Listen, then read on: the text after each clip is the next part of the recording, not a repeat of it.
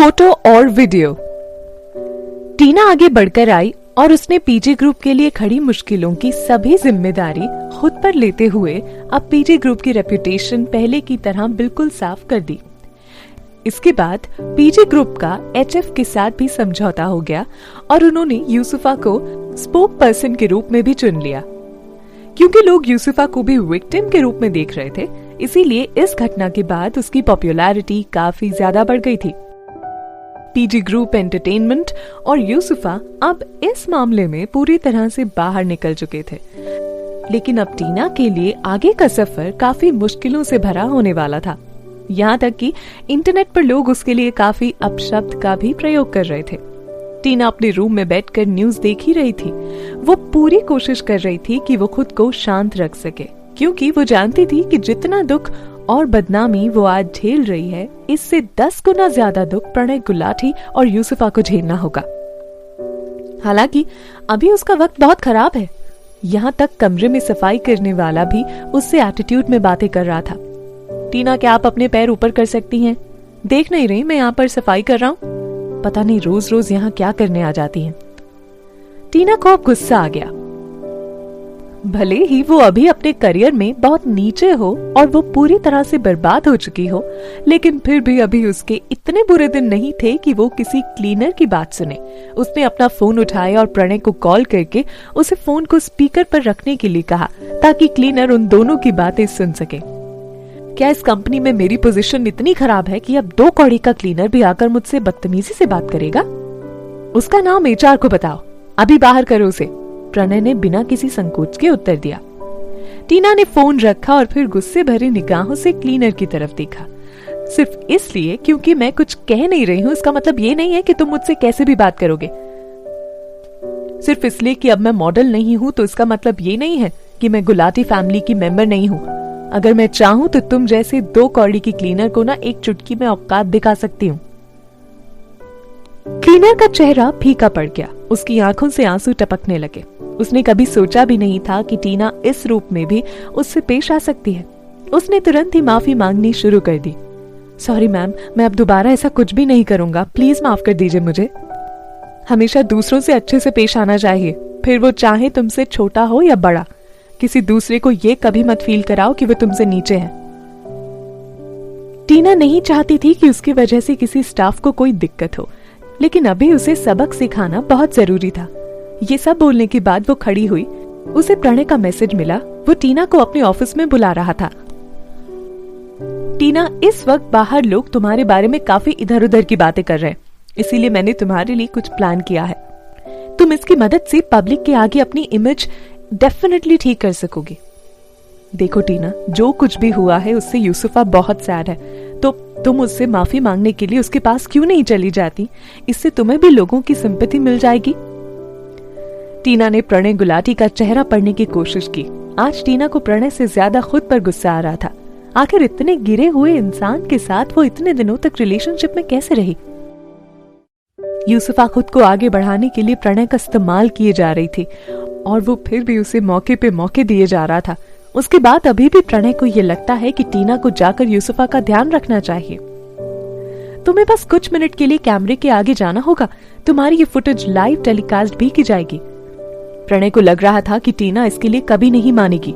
यूसुफा प्रणय गुलाटी को अपने प्रेग्नेंट होने का डर दिखाते हुए ये सब बेवकूफी उससे करवा रही थी। उसके कहने पर ही प्रणय ने टीना से ये सब करने के लिए कहा था। उसे लगा नहीं था कि टीना इसके लिए मान जाएगी, लेकिन टीना प्रणय के सिर्फ एक बार कहने पर ही इसके लिए तैयार हो गई। तुम ये करने वाली हो?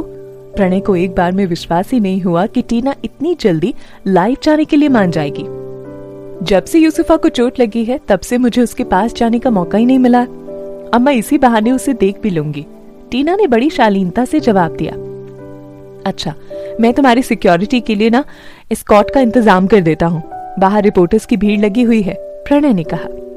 टीना अभी भी बिल्कुल शांत थी, यहाँ तक कि उसे अच्छे से पता था कि यूसुफा का प्लान उसे बेइज्जत करने का है, लेकिन फिर भी वो चुपचाप सब कुछ होने दे रही थी। वो बस यही सोचकर शांत थी कि आज जितना वो रो रही है उससे कहीं ज्यादा एक दिन यूसुफा और प्रणय को रोना है। कुछ ही पल में टीना प्रणय गुलाटी के असिस्टेंट की कार में जाकर बैठ गई और सिटी हॉस्पिटल के लिए निकल गई। रास्ते में उसने रणविजय को मैसेज किया, बेबी मेरे बारे में किसी भी न्यूज को देखकर परेशान मत होना, मैं रात को घर लौटना चाहती हूँ, क्या तुम किसी को भेजकर मुझे सिटी हॉस्पिटल से पिक करवा सकते हो? मुझे तो पता भी नहीं है कि हमारा नया घर कहाँ है। इस वक्त रणविजय बिजनेस मीटिंग में था। मीटिंग के बीच में ही रणविजय को टीना का मैसेज मिला। पहली बार उसने अपना सारा काम रोककर मैसेज पढ़ा। उसे ऐसा करते देख कंपनी के सभी अधिकारी उसकी तरफ चौंक कर देखने लगे। आखिर आज ऐसा कैसे हो गया कि रणविजय रावत ने मीटिंग के बीच अपना फोन चेक कर लिया? रणविजय ने अपने आसपास वाले लोगों के रिएक्शन पर ध्यान भी नहीं दिया। उसका पूरा ध्यान सिर्फ टीना के मैसेज पर टिका था। उसने तुरंत ही मैसेज का रिप्लाई किया, गुड, मैं तुम्हें बाद में पिक कर लूंगा। रणविजय का मैसेज मिलने के बाद टीना के चेहरे पर एक मुस्कान आ गई और उसकी आंखों में भी एक अजब सी खुशी देखने को मिल रही थी। उसे मुस्कुराता देख गाड़ी में आगे बैठे प्रणय गुलाटी के असिस्टेंट ने आईने में देखते हुए कहा, तुम्हें अभी भी हंसी आ रही है? तुम्हें पता भी है कि तुम्हारे साथ आगे क्या होने वाला है? लेकिन टीना ने उसकी बातों का कोई जवाब नहीं दिया। रणविजय से बात होने के बाद उसने अपनी मैनेजर ऋतिका को भी मैसेज किया, ऋतिका, प्रणय ने मुझे यूसुफा का ध्यान रखने के लिए हॉस्पिटल भेजा है। मैं यहाँ पहुंच भी चुकी हूँ, तुम तैयार हो ना? हाँ बिल्कुल मैं तैयार हूँ, मेरे पास सारी फोटोज और वीडियोज हैं। तो तुम फोटोज अभी रिलीज कर दो और वीडियो को बाद के लिए रखो। मैं प्रणय और यूसुफा को आपस में लड़ते हुए देखना चाहती हूँ। थोड़ी देर दोनों कंफ्यूजन में रहने चाहिए। ओके, मैं समझ गई। फोटो रिलीज होने के बाद जब वो हड़बड़ाहट में कोई गलती करेंगे उसी टाइम हम वीडियो रिलीज कर देंगे। ऋतिका बहुत एक्साइटेड हो रही थी। मैं यूसुफा को तब जमीन पर गिरते हुए देखना चाहती हूँ जब वो अपने करियर में एकदम ऊंचाई पर हो। टीना, इस समय चारों तरफ लोग तुम्हें गलत समझ रहे हैं। बहुत कम ही लोग ऐसे हैं जो कि इस वक्त तुम्हारे साथ खड़े हैं, लेकिन पता नहीं क्यों अब मुझे अंदर से लगता है कि अब सब कुछ अच्छा होने वाला है। लेकिन ऋतिका प्लीज तुम सावधान रहो, टीना ने कहा। अपने मैनेजर से बात करने के बाद टीना ने तुरंत ही उसके सारे मैसेजेस डिलीट कर दिए। प्राइवेट हॉस्पिटल के एक रूम में यूसुफा बेड पर बैठी हुई थी। वो काफी कमजोर दिख रही थी, लेकिन जैसे ही उसके दिमाग में टीना को नीचा दिखाने का ख्याल आया उसकी आंखें चमक उठी। उसने कभी सपने में भी नहीं सोचा था कि टीना इतनी बड़ी बेवकूफ है कि वो सारा ब्लेम खुद पर ले लेगी। उसने न सिर्फ यूसुफा की कीमत बढ़ा दी बल्कि एचएफ की स्पोक पर्सन बनने में भी उसकी मदद की थी। यूसुफा, टीना यहाँ आ चुकी है। जब वो यहाँ पहुंचेगी तो सारे कैमरे ऑन हो जाएंगे और तुम दोनों ही 3 मिनट के लिए लाइव आ जाओगे। मैं अभी डॉक्टर को तुम्हारा बैंडेज बदलने के लिए कहती हूँ, जिससे जब टीना तुम्हारे रूम में आए तो मैं उससे तुम्हारे पैर धुलवाने के लिए कह सकूं। आखिर ये दिन आ ही गया, यूसुफा ने ठंडी आंखें भरते हुए कहा। आज से सब कुछ बदलने वाला था। अब यूसुफा को टॉप मॉडल बनने से कोई नहीं रोक सकता था। आज के बाद न सिर्फ प्रणय उसका होने वाला था बल्कि आज से वो पीजी ग्रुप की फर्स्ट लेडी भी बन जाएगी। सब कुछ अच्छा होगा। साथ ही एनुअल टॉप 10 मॉडल अवार्ड्स भी जल्द ही शुरू होने वाले हैं। मुझे पूरा विश्वास है कि उसमें भी तुम चुन ली जाओगी। इस समय तुम टॉप मॉडल बनने से सिर्फ 1 कदम की दूरी पर हो, यूसुफा के मैनेजर ने उससे कहा।